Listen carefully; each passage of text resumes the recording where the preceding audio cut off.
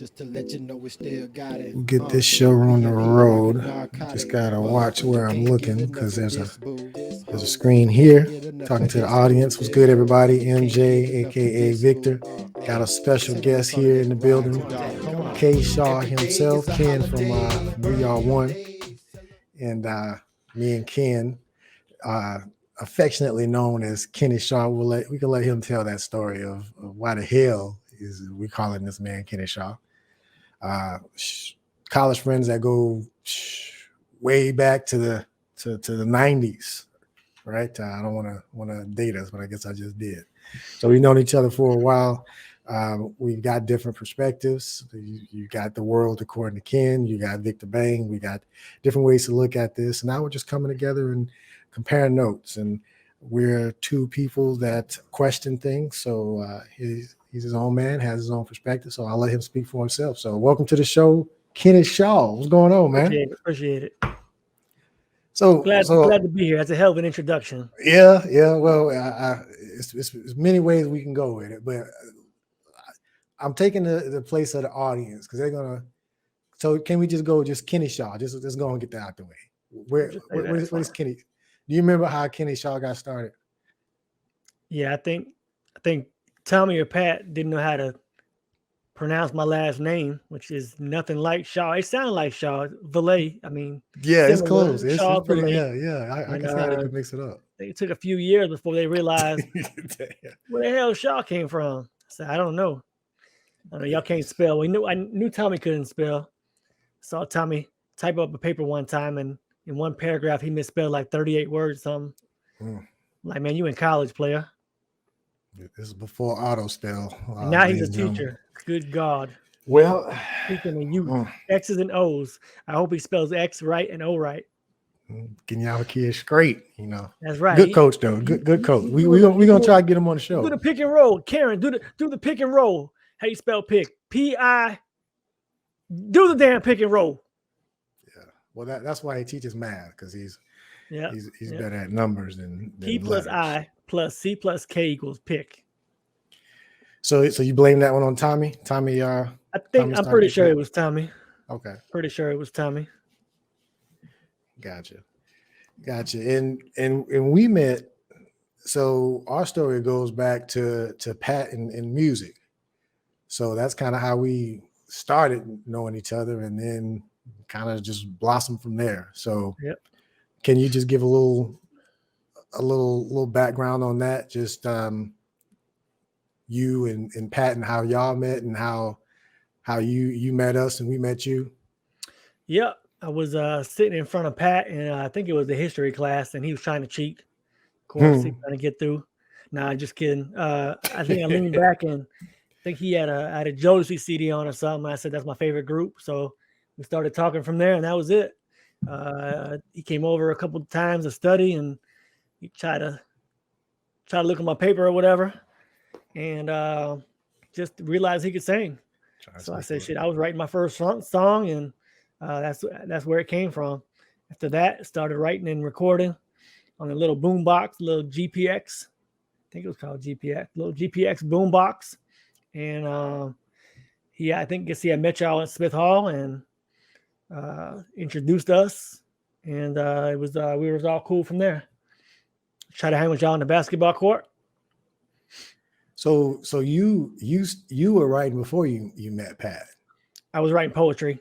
Yep. Gotcha. So you just started. I think I had just literally written my first bars, melody. I've had melodies in my head since I can remember, probably 8, 9, 10 years old. I remember I have a song that I wrote literally in the mall, trying to get out the mall. It's called Race for the Clock. They were like, it's 2 minutes left till 5. Y'all gotta get out the mall. And I was put that to a song, walking out of the mall, running out of the mall.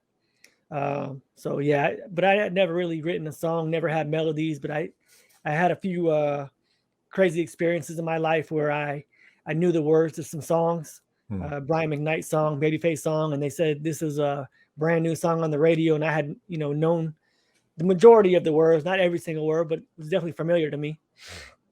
Almost a deja vu moment. And so I liked trying to chase those melodies that were in my head, trying to write them down. I have many dreams of songs. I think I actually dreamt one of the songs that Brian McKnight had, but memories are a little foggy now. But definitely the melodies, trying to chase those things down in my head and put them down the paper.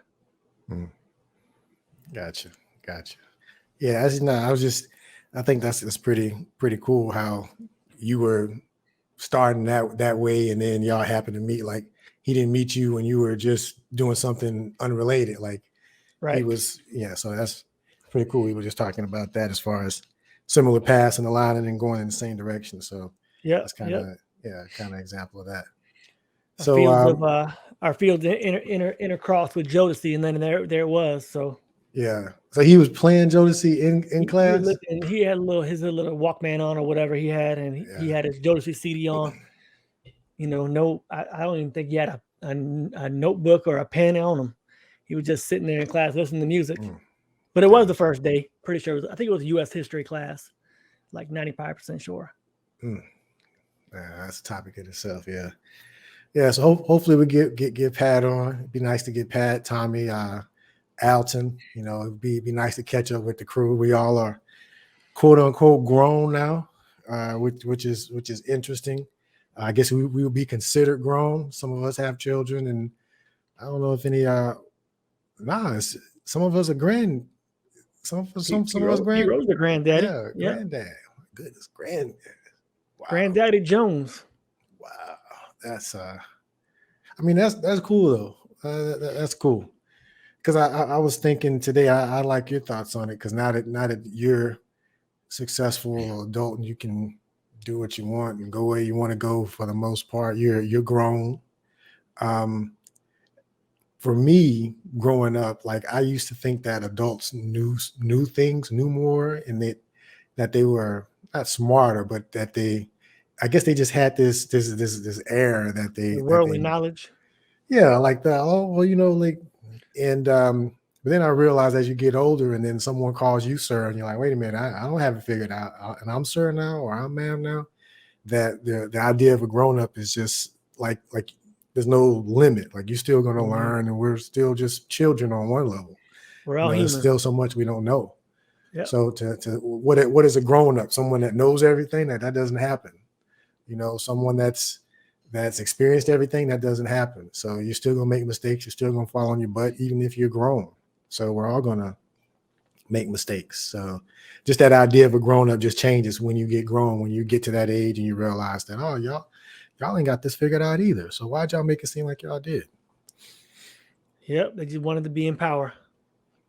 Yeah, and I get it, especially if you don't want to tell your kid you don't know what's going on. You want to give them some answer, but it's okay to say you don't know either if you don't know. I mean, that's right. That's okay. There are mysteries. We don't know everything.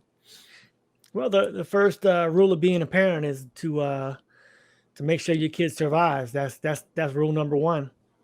Mothers different than fathers are, and dads have different set of criteria how they raise their kids. First rule of being a father is make your kids, be able to critically think, hopefully, and survive all the traps out there in the world for them. Yeah, very important. You said critically think. Like, I was thinking about this the other day when we talk about education. For me, critical thinking is very important. The important part: how to think, how to problem solve, how to come up with a solution when you don't have it in front of your face, how to come up with the most logical thing to do in a situation, versus just this person did this on XYZ and just regurgitate this information. And I'm educated and I'm just repeating what's being told to me. And this stuff doesn't benefit me as a human being whatsoever, like on my day-to-day, but I'm smart in the system. I'm educated in the system, and I can be highly educated. I can read all of this philosophy and all of this stuff, but does that make you a better human being? Does that make you able to cope with the world any better? Yeah. Be able to think. Yep. I had an argument with the ladies at the drop off for my son, who's 7, and they have, the drop off goes one way, and they want you to circle around. And I got tired of getting yelled at and not following directions for critically thinking for myself. So I dropped him off. I've been dropping him off and walking into school into the front as I'm in the line. I'm not in the line. I'm kind of pulled over, and behind me is a stop sign. And this lady stops me and says, "Hey, you can't go out that way." And I said, "Why not?" She said, "This is only one way in the morning." I said, "There's a stop sign there." She says, "We don't use that stop sign in the morning." I said, "You teaching your kids to critically think? That's what I want my son to learn." That sounds like that's a stop sign, right? So she said, "Well, we don't use that one." I said, "This is just stupid." I said, you're supposed to be a teacher. So, yep. Critical thinking. Yeah. Yeah. Has becoming a parent changed you in any ways that were unexpected? Any aha moments from that experience? I know you're still in the middle of it. No, but being a parent is interesting. So 2 days ago, we went to Charleston, dropped off this dog to a groomer for an hour or two, and I had an aha moment for my son there. I've been waiting and watching, and I've been following, the youth and my own memories, and when I think I woke up, when I was become conscious, and so my son hears all this stuff that I'm talking about on YouTube, and that I listen to. Even though he's not listening, he's kind of absorbing it, and I don't think he was really functioning consciousness. A functioning consciousness until very recently. But he looks up in the sky and he goes, as we're driving there, and he goes, "Daddy, I know where clouds come from now." And I said, "Oh, this is gonna be good." He said, "See those planes?" And I told my wife, I said, "Yes, he's starting to understand. He gets it, because those planes are making clouds, which I've been talking about lately." And he didn't. I don't think he said it for my benefit. He just saw the clouds being formed by these planes, and he picked it up. So as far as an aha moment, that was pretty cool. Aha moment. I said, I hope he's awakened a little bit anyway. Pay attention. Mm-hmm. Yeah, and that's all we can do is be examples at the end of the day. And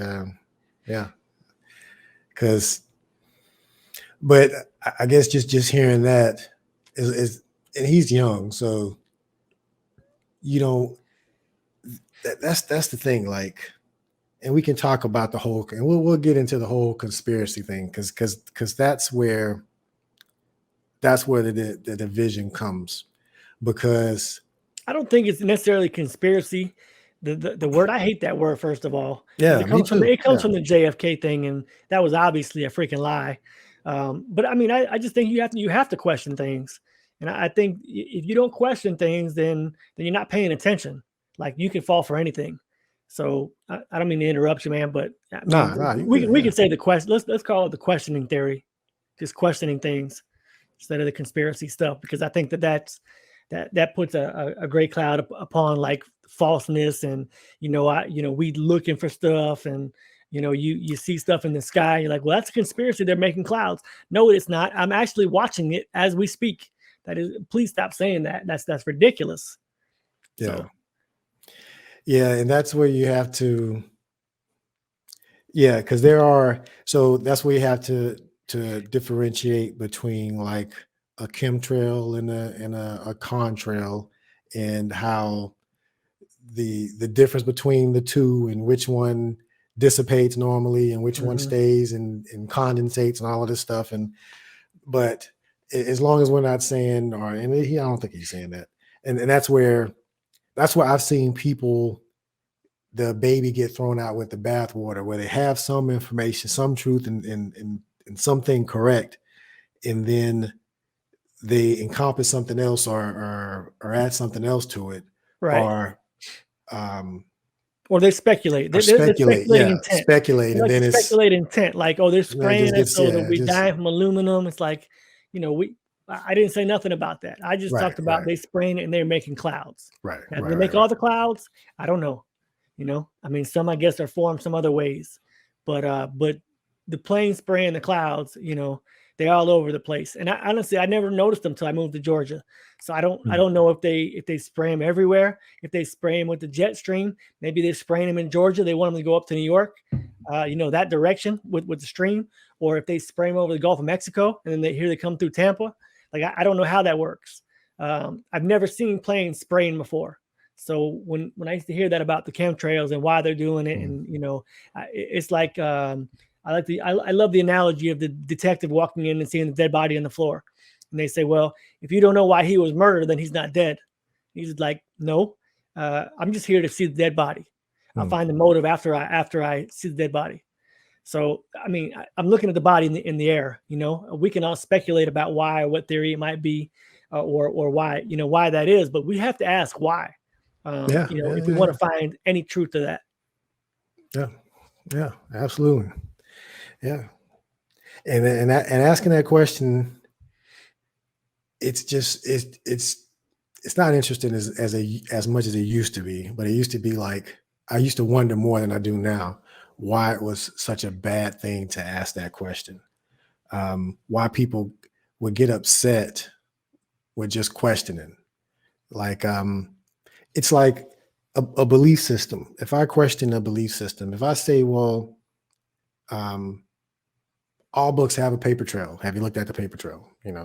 Just that does not mean anything to do with the individual, but people identify with their belief systems, and questioning a doctrine or a dogma or a set of rules or beliefs or principles or whatever, they take that individually. So they don't question. It's like they identify with their faith and their beliefs, and questioning that is questioning them. I think they're just comfortable in their environment, and they don't see the point of why they would question the people who are writing the rules, or the institutions that are writing the rules.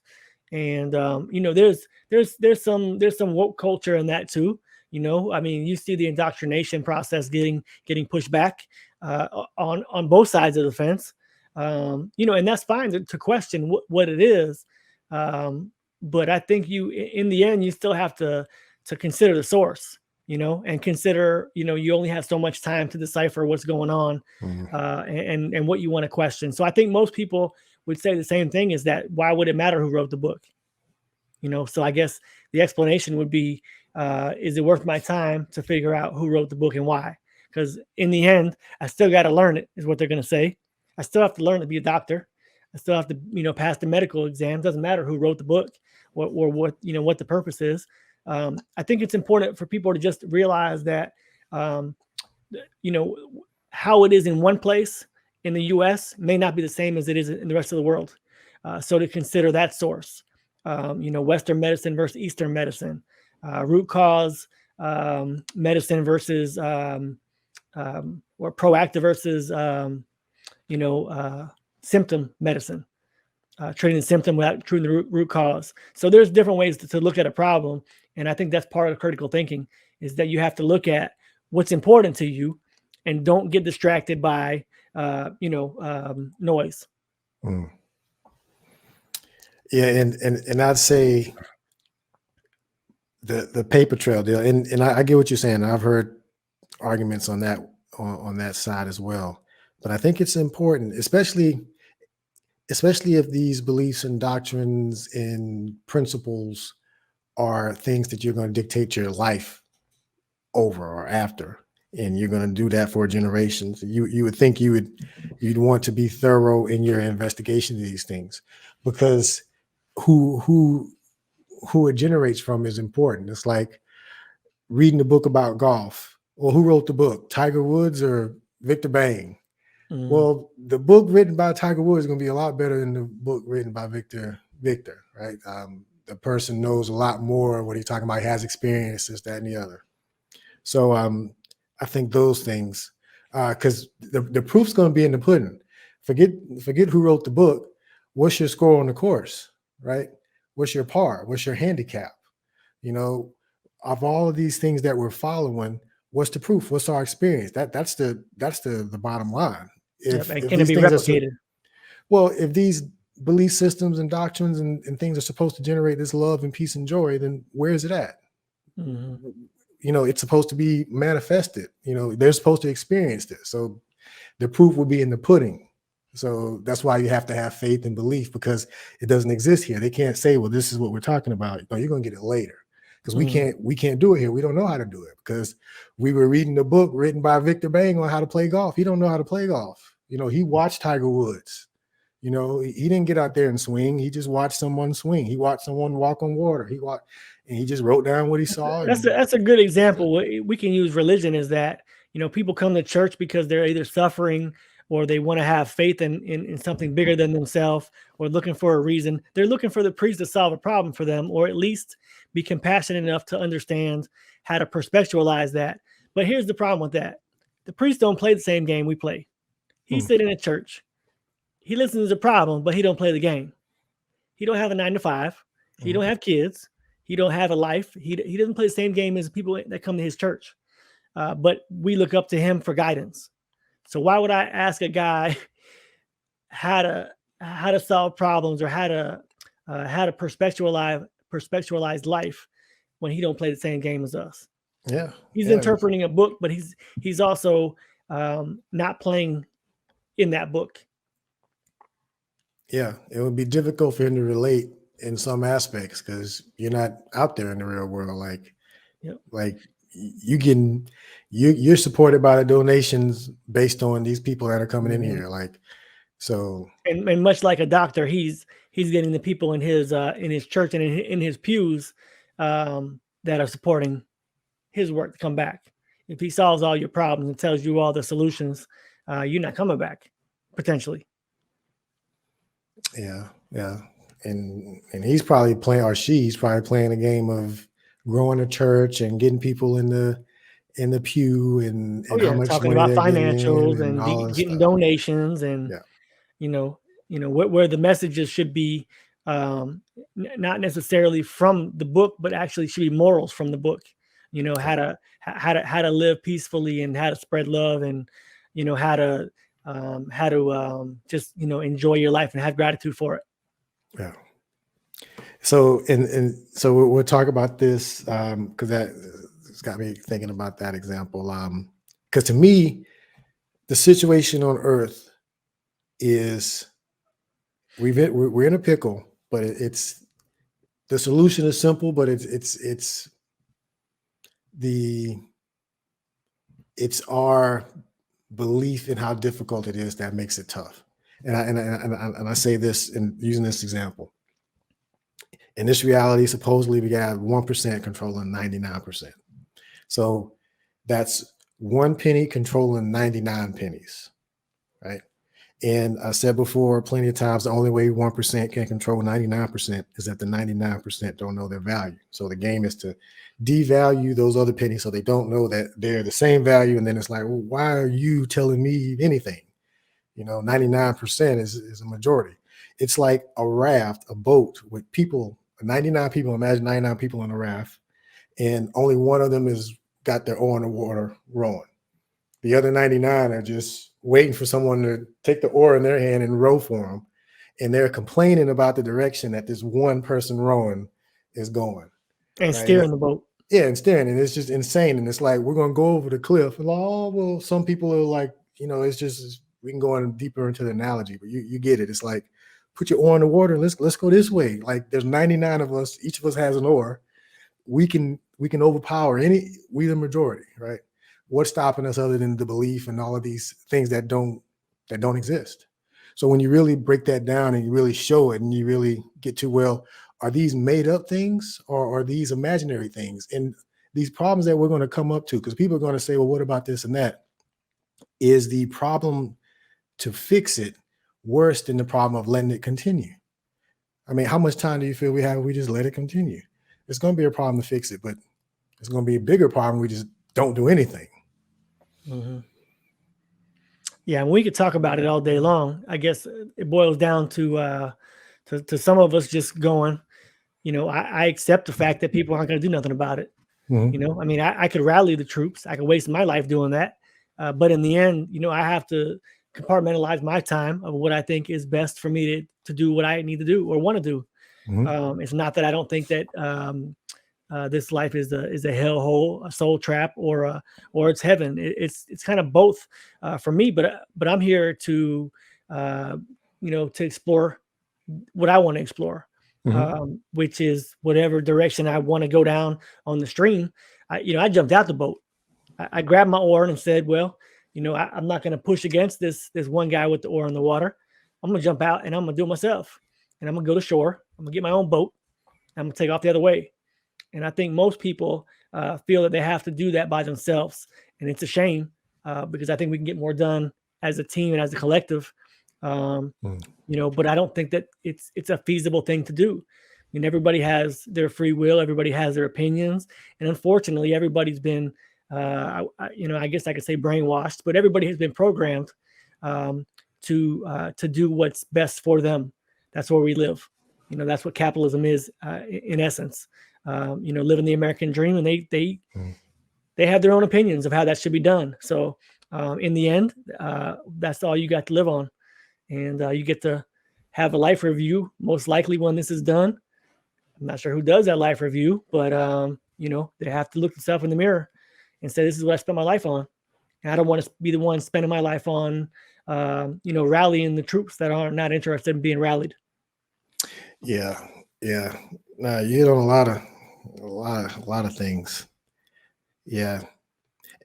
It makes sense. I feel, just piggybacking on that analogy, that I spent time getting out of the boat, on the shore, this, that, and the other. But it's like, there's a part of me that's like, I got family on the boat.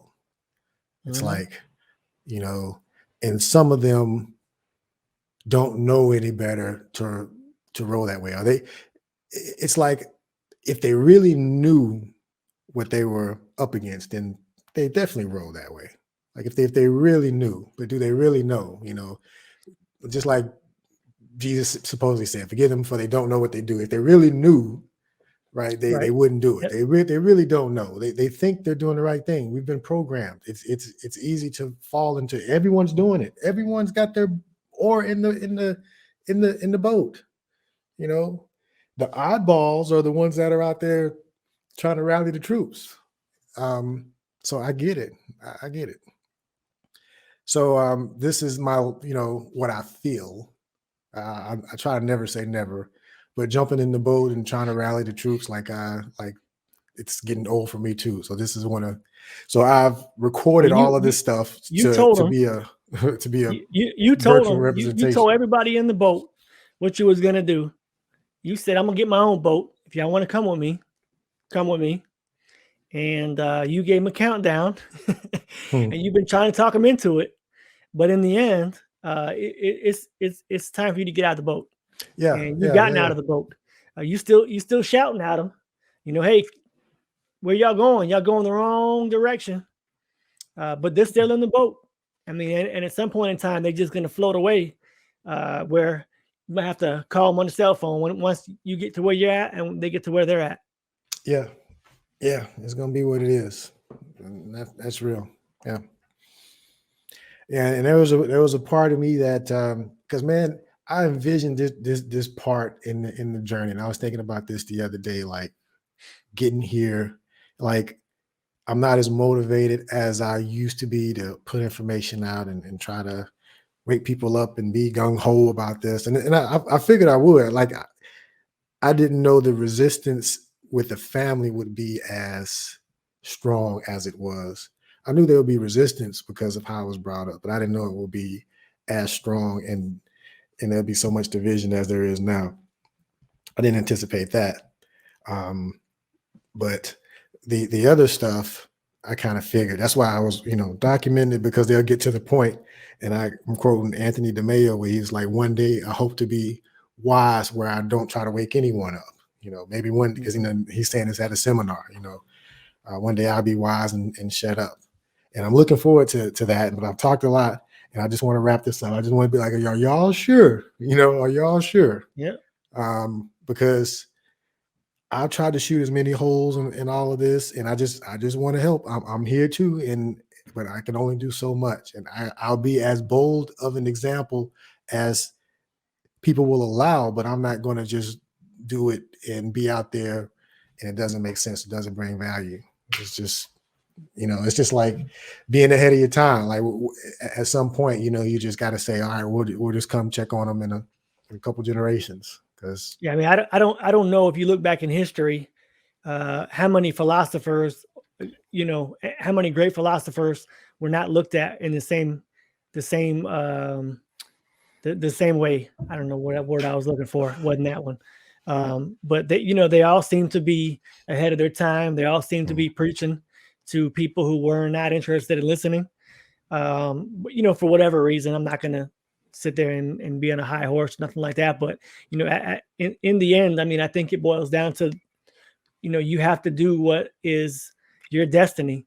And, your destiny is probably to jump out the boat.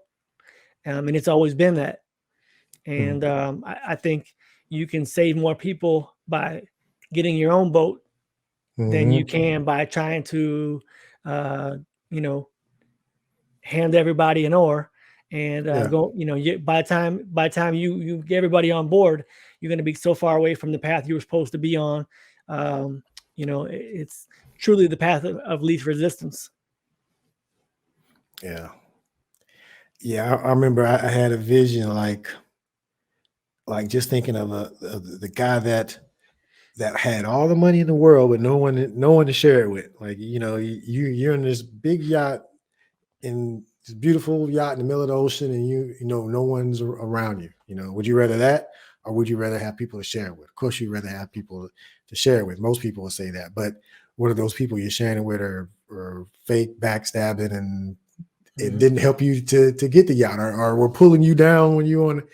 So whatever the scenario is to that point, it seems like the end scenario is still going to be there. It's still going to be that story. But it's almost like when you were saying that, I was thinking about my own situation, my own example. It's almost like these athletes that we're almost like world-class athletes. And the example I'll use is, you can, everybody can go to the park when you're 5, when you're 6, when you're 7, when you're 10. You can shoot hoops with your buddies all you want to, right? But in the end, the one who puts in the most work and the one who gets to the league, he can't take his boys to the league. You have to, at some point in time, you got to leave them behind. And it's tough. You want to bring your homeboys to college, and you want them to see, the good that you're doing, and you try to tell them, let's go shoot hoops. Let's go, handle the rock. Let's go practice. And they wanted to play video games, and at some point in time, your destiny wasn't to play video games. It was to go to the league. And you can either be, by your example, you can either be happy, fulfilling your passion, or at least pursuing your passion, I guess is a better way to put it, or you can be ignorant and miserable with the rest of the crowd. Because in the end, we only have so many motivated and passionate people in this world. And if you're one of them, you shouldn't distinguish your fire for anyone. Yeah, that's right there. You're an Olympian, man. You got to hold the torch. You got to keep running, but you can't run with your homeboys. You got to run those 26 miles by yourself. Yeah, that's real there. That is real there, sir. Yeah, so just to put the hammer in the nail into the I won't say hammer in the nail. That's a bad joke to talk about when you want to talk about Jesus and all of this stuff. But my thoughts about Saturday. Well, yeah, we're so what he was supposedly killed yesterday. Is that Good Friday? I think Good Friday, if I'm not mistaken. And then he's resurrected on Sunday. Yeah, which isn't 3 days, by the way. But okay, let's just go with that. Yeah. So and here's the things that gets me, and we'll see, because if I continue where I feel it's going, and if I'm having this conversation and that's happened on some level, a lot of these things that we're talking about are going to be in the light. These conversations that are had are going to be more public, so we can just go in and hash this thing out, right? What's more likely, this, that? What's more probable, this, that? The evidence is this, because this, in the age of information, like ignorance to certain things, I mean, there's certain things we shouldn't be fighting over. And we should understand that if it's a belief, then these are the things supporting it, and these are the things that are not supporting it, which is why there's a belief. There's not a belief in pens. There's a belief in things that aren't here. I'm describing to you something that is used to write, and well, that's a pen, and we can argue over what color it is, but we're not arguing over this. But like for me, Jesus, to me, it makes more sense. Jesus was just a regular guy. Jesus wasn't the only one to wake up. There were others that before him, and he echoed some of the things that were talked about before his time. And there were other people, the teachings, the places that he learned from, people taught him. You know, he was echoing some of those things, right? So it wasn't like he had all of these original ideas and thoughts. Now, he may have been someone that practiced whatever he practiced to get on whatever level he was on, but he never gave a air of arrogance as far as him having the ability to do something that someone else couldn't do, when he talked about the kingdom being within. And here in the South, there's these billboards you can call, talk to, find out about Jesus and this, that, and the other, and, these church things. I called him twice. The second time he hung up on me because Truth. Well, because I was trying to get into, we were talking about belief, and he just wouldn't concede to, to the understanding what the idea of belief was. But anyway, the first time was on the first documentary, and he left it because again, we're talking about things, and I'm giving him counters to what he's saying, not just pure belief, but just because you're trying to be scientific, you can't be scientific and talk about logic and history and then certain things on the other end. Anyway, I know I'm rambling, but long story short, he was saying, all right, well, I'll concede to this. You're saying I'm looking for God outside and you're looking for God inside. That's kind of where he left it off. Like that, that was it. That's where we're going to draw the line. But like, well, damn, isn't the guy you're hollering about, talking about the kingdom of God was inside? So aren't you looking in the wrong direction, buddy? So some of these things that we can just simply talk about. I'm not trying to get into the weeds here, and because I think that's how they kind of get us divided and worrying about hypothetical things. Let's master the basics first before we try to do the 360 dunk. Let's get the free throws and the basics before we go. But between the legs, let's just learn how to not double dribble. Let's stop traveling before we try to do all this fancy stuff. And I think that's kind of where we are. We're doing all this fancy stuff, and we're just messing crap up.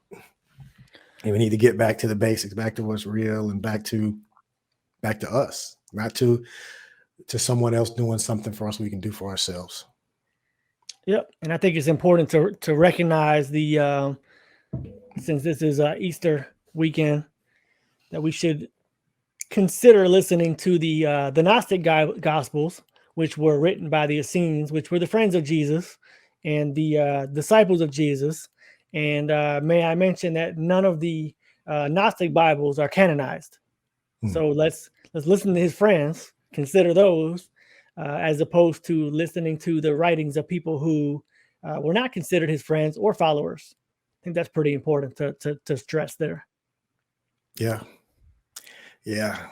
And just hearing you say it and just echoing what you said before, I can just hear, well, I already know this. Just the arrogance of already knowing, and how that just closes you off. Like as soon as you claim to know it all, that just ends whatever you can learn. But there are people that would be like, well, I don't need to know anything. Everything I need to know is in the Bible, this, that, and the other. And you can't even have a conversation about where the origin story of that it's not, it doesn't even register. And I'm not even interested in convincing, having conversations, or I'm working on the other boat stuff, so that's kind of what I'm focusing on now. There was a time where I wanted to do a stepping stone for people to realize that there are non-canonical Bibles, and they were actually written by the Essenes and the Gnostic texts. So, if that even starts one person looking into that, I think that would be a win.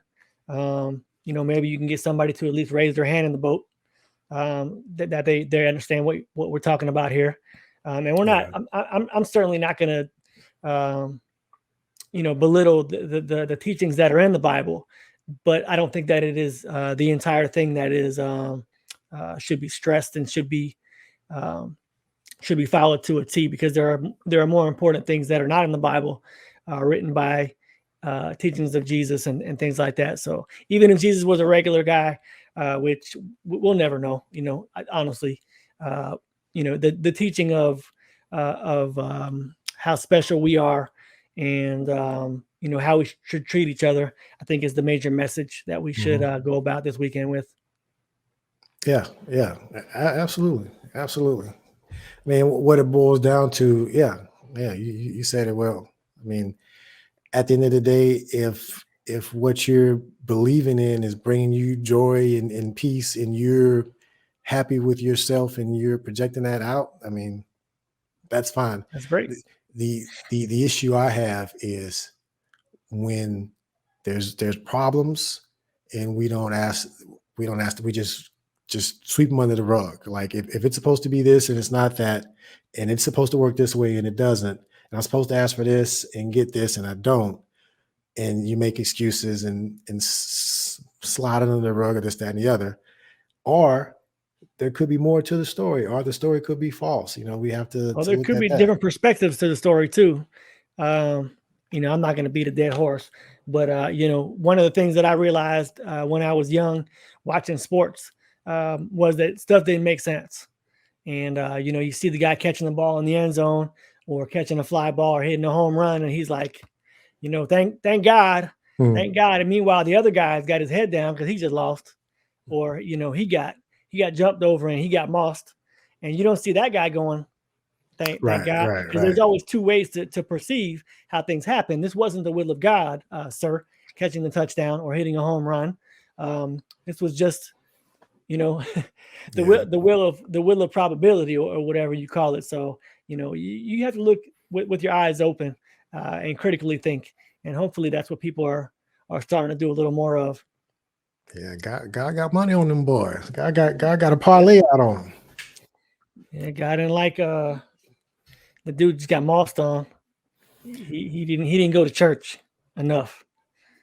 Yeah, that is funny. That in the artist that gets up there that has #1 single for killing all the WAP and rap and cap, and then he gets up there and thanks God and this, that, and the other. Yeah, it's like, all right. Thank you, Lord. Yeah. He told me to write this nonsense, and I did it.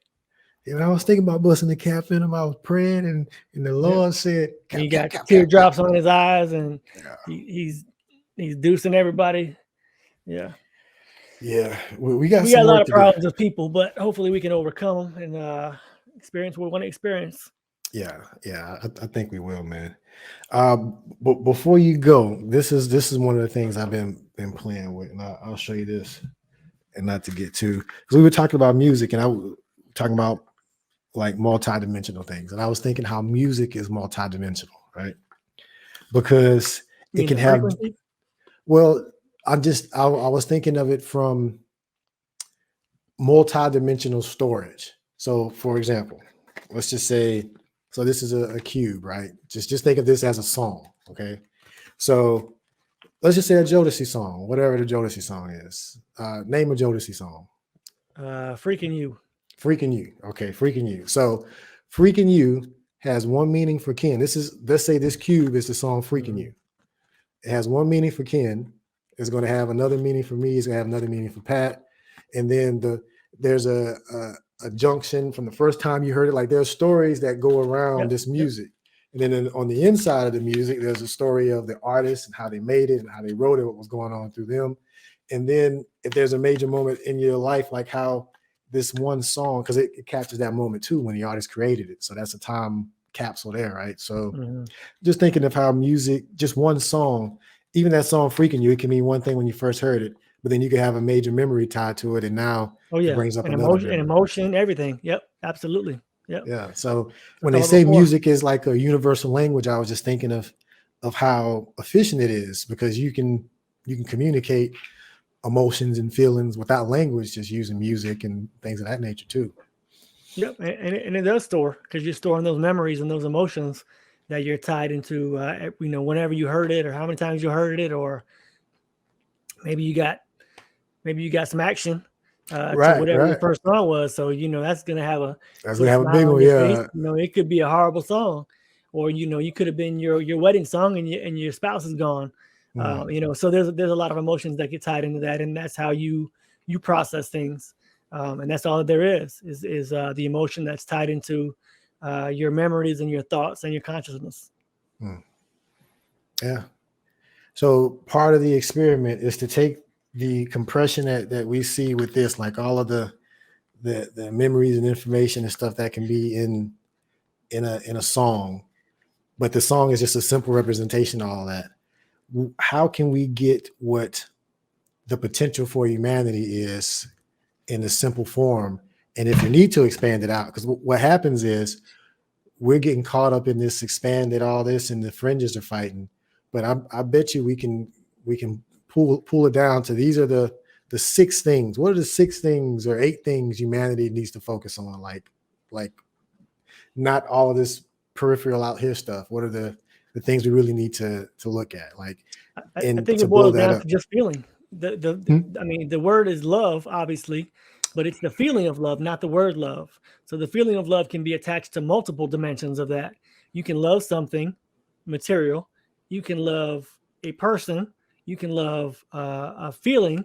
You can love a memory. You can love faith. You can love a thought. You can love a lot of different things.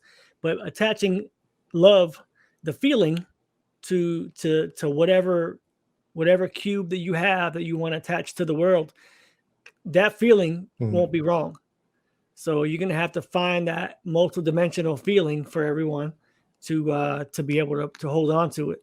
Because for people, so we'll use the war as an example, right? Like we'll use this Ukraine conflict as say love, right? So Ukraine is fighting for its land, and they're fighting for the love of whatever, free will, free right to choose, free election, whatever that is, right? And Russia's fighting for love. They think that is the right thing to do. They're fighting for their people back. They're fighting for that land to give those people who want them to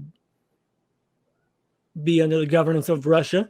They're fighting for the love of humanity, even though we look at that and go, well, Russia's not fighting for love. They're fighting for greed, but they're not. They're fighting for their perspective of the situation. Could be the love of their country, love of their, for how they feel about Putin and their policies or whatever, or the love of their paycheck for their families.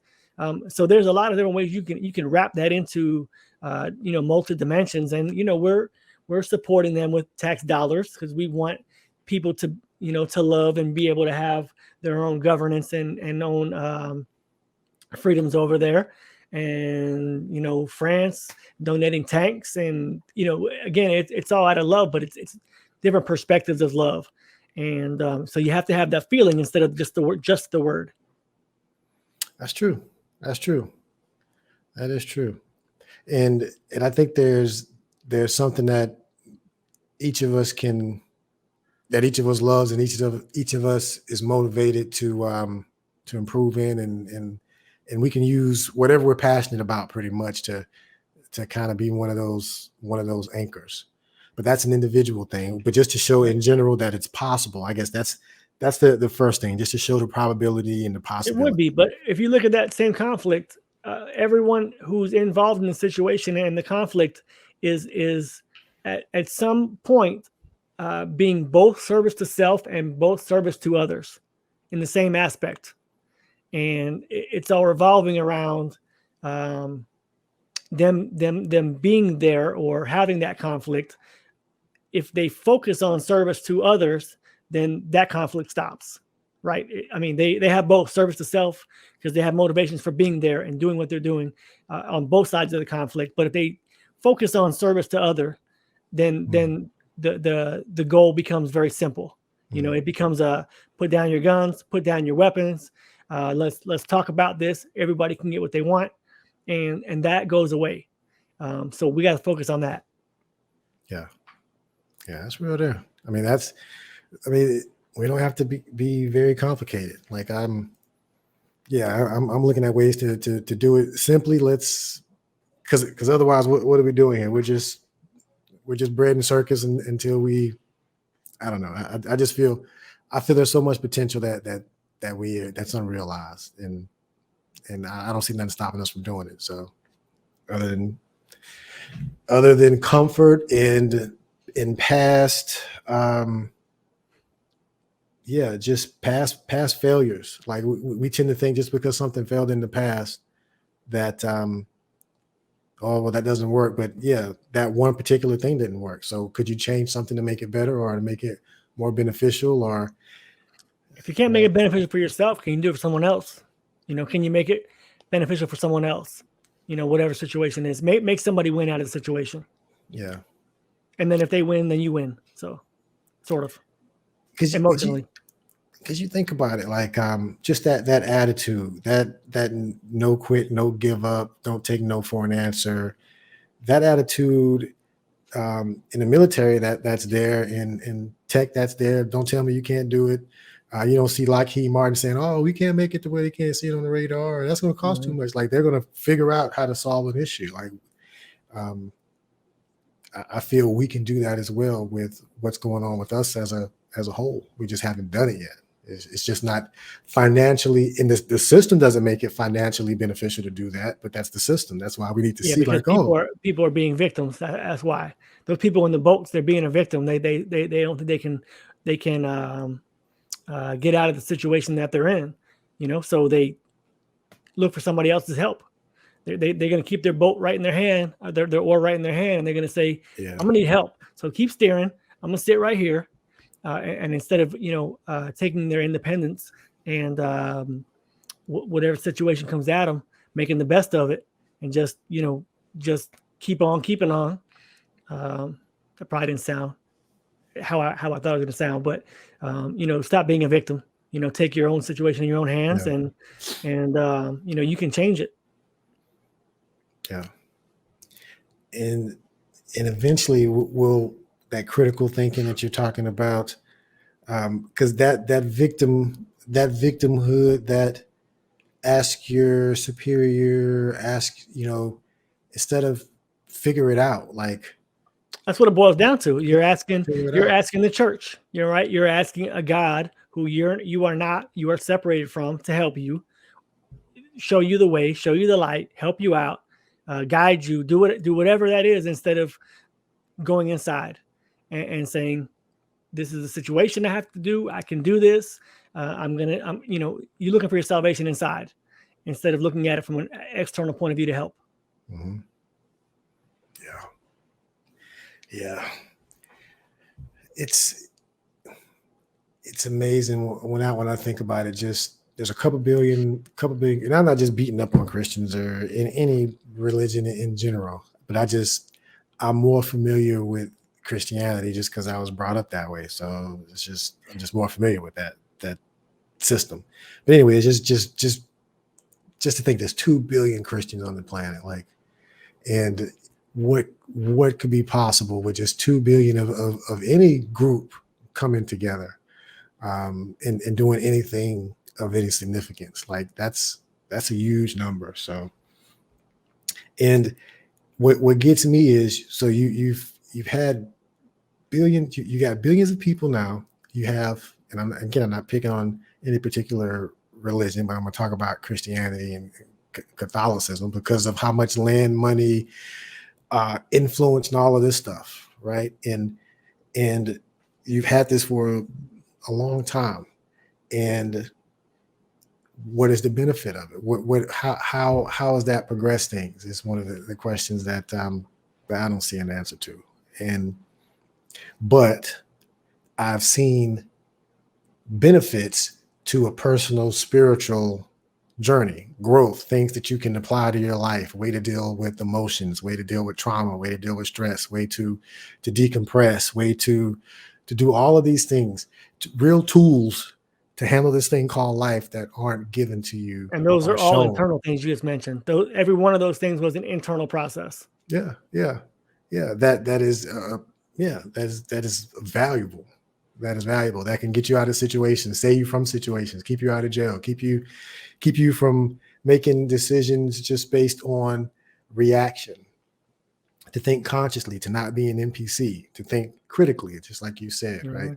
That should be the education and the way that we're taught. So we just got to reintroduce that. And in the way that I feel, we'll see why, but I feel like there's a sense of urgency, and this is the generation to do it. This is the bridge between us, the younger generation, and the older generation. Like, this is the link to get it right, because it just feels that way. Like, this is the time to correct it, to make that juncture in the timeline where the train goes from that one track to this track. Like, I feel we're in that phase of it.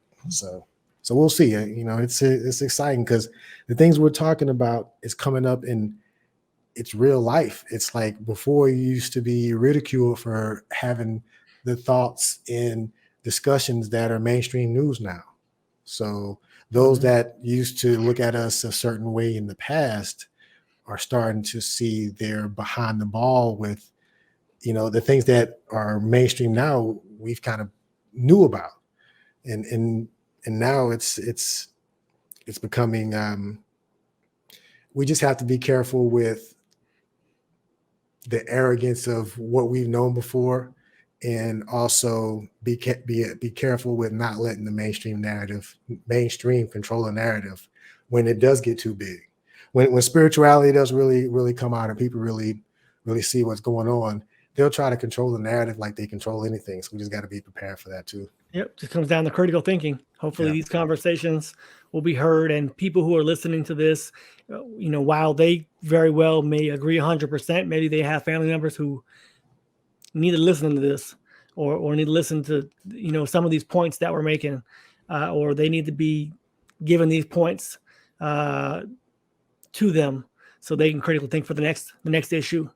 Because obviously not everyone followed the same rule book of critical thinking the first time this happens. Yeah. Shoot. Yeah. There's two sides to every story. Two sides to every story. There's two sides to every piece of paper. So there's another dimension to the story for sure. So just look at the other side. Anything else you want to say, man? I don't want to keep you too long, and I appreciate you jumping on, man. I know we'll do it again. Yep. Nope. Just hopefully people are, like I said, even if they agree 100%, they think they know this, or they're on the same page. That's great. But how do you bring this up to your family members, and how do you continually push critical thinking to them? Because you like you said, you can't give everybody an orange tell them to get out. Sometimes it takes you getting out first, taking that first step. So I think most people who are watching this have already taken that first step. Maybe in the future they'll look back upon this and this will be maybe the start of something, or just reaffirmation, a synchronicity that they saw it. Yeah. Cool. She was here for a reason. You're supposed to be here. Yeah, absolutely. You want to hear more of these talks? Check out the We Are One channel and check out Vikterbang's channel. Yeah, definitely. It's ramping up, and it's it's ramping up. So appreciate the special guest, Kenny, aka Shaw. We know how to pronounce it now, but Ken from We Are One. Appreciate you stopping by, and this is MJ and Vikterbang sign off. We'll talk to y'all later. Y'all be easy. Peace, love, and harmony, and grits. Cause the train too quick. Now we feel it.